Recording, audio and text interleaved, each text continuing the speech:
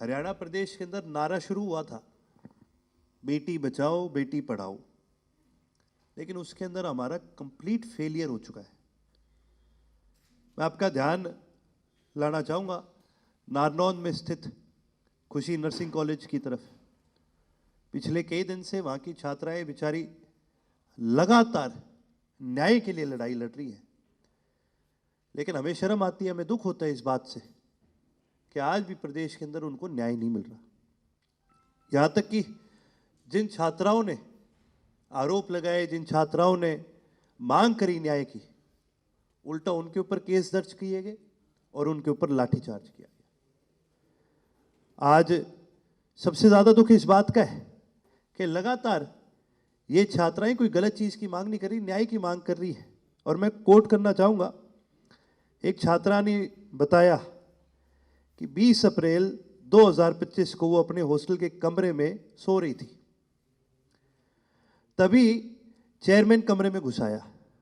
आप एक चीज देखिए, भी किसी लड़की के कमरे में, चाहे वो किसी भी इंस्टीट्यूट का हॉस्टल हो, ऐसे कोई पुरुष नहीं जा सकता, कानून होते हैं इन चीजों के ऊपर। लेकिन फिर भी चेयरमैन कमरे में घुस आया, उसने एकदम से चादर खींच ली। मैं शर्ट में सो रही थी, मुझे बहुत अजीब लगा। इसके बाद संचालक ने अश्लील कमेंट पास किए। ये कितनी शर्मनाक चीज है कि हमारे प्रदेश में हमारी बहन बेटियां, जिनको हम किसी भरोसे के साथ किसी इंस्टीट्यूट में भेजने का काम करते हैं, उनकी पढ़ाई के लिए, उनकी उन्नति के लिए, आज इस प्रकार से उनका वहां पर शोषण हो रहा है।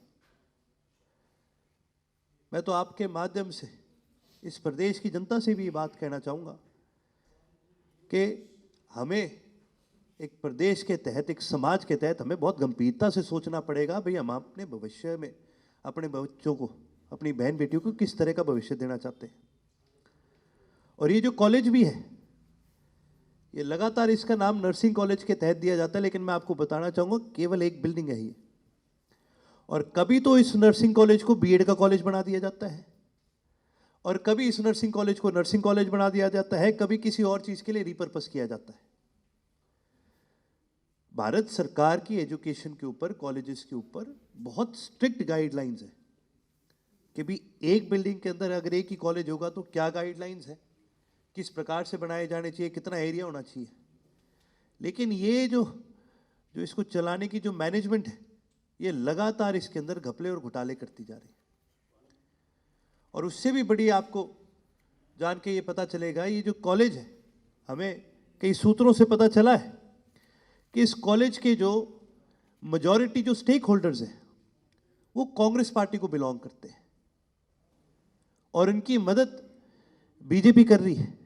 लगातार इस कॉलेज के चेयरमैन को, इस कॉलेज के संयोजक को, इस कॉलेज के संयोजक के बेटे को हरियाणा सरकार ने बचाने की कोशिश करी है।